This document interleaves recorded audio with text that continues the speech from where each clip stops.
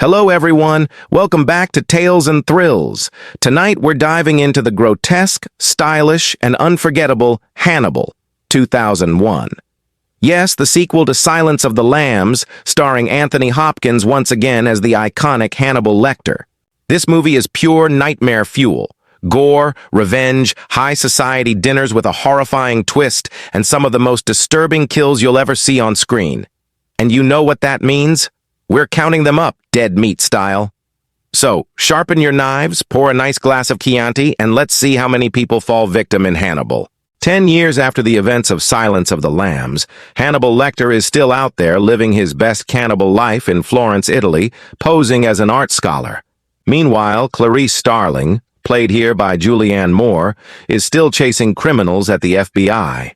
But the real monster pulling the strings is Mason Verger, a wealthy, grotesquely disfigured victim of Hannibal who's plotting revenge in the most insane way possible.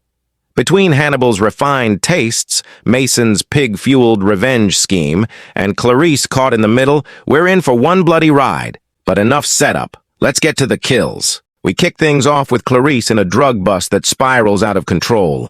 One of the suspects opens fire, and Clarice has no choice but to take him out. That's kill one. Brutal, but self-defense. Back in the States, Mason Verger, who was mutilated by Hannibal years ago, orders his bodyguards to keep his twisted revenge plan rolling. At least 2 orderlies get slaughtered in the chaos later, making kills 2 and 3. In Italy, Inspector Pazzi recognizes Hannibal and tries to turn him in for a reward. Bad idea.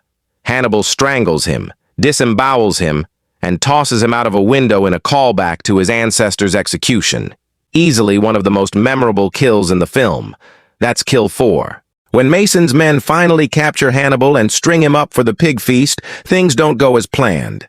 Hannibal makes a comeback and kills 2 of Mason's guards, bringing the total to 6. But the most poetic justice comes with Mason Verger himself. Instead of getting his Hannibal fed to pigs' revenge, Mason gets betrayed by his own doctor, Cordell. Hannibal convinces Cordell to push Mason into the pig pen, where the pigs devour him alive. It's grotesque, horrifying, and deeply satisfying. That's kill 7. And of course, we can't forget the infamous dinner scene. Hannibal slices open Paul Krendler's skull and sauté part of his brain, while Paul is still alive and eating it. It's one of the most disturbing moments in horror cinema history. Krendler eventually dies from the ordeal, making him kill 8. Hannibal himself manages to escape in the climax, narrowly avoiding Clarice's grasp, leaving us with a final tally. By the end of Hannibal 2001, we've got 8 kills, a mix of gunfire, betrayal, pig mauling, and brain-eating insanity. This isn't just horror, it's artfully grotesque horror, elevated by Hopkins' chilling performance. And that's it for Hannibal 2001, a stylish but savage sequel that reminds us Hannibal Lecter is one of cinema's greatest villains. Which kill disturbed you the most? Pazzi's hanging, Mason's pig feast, or Krendler's unforgettable dinner? Drop your thoughts in the comments.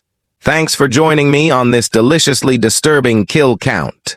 Don't forget to like, share, and subscribe for more horror deep dives right here on Tales and Thrills. Until next time, stay creepy, and maybe skip the fancy dinner invites.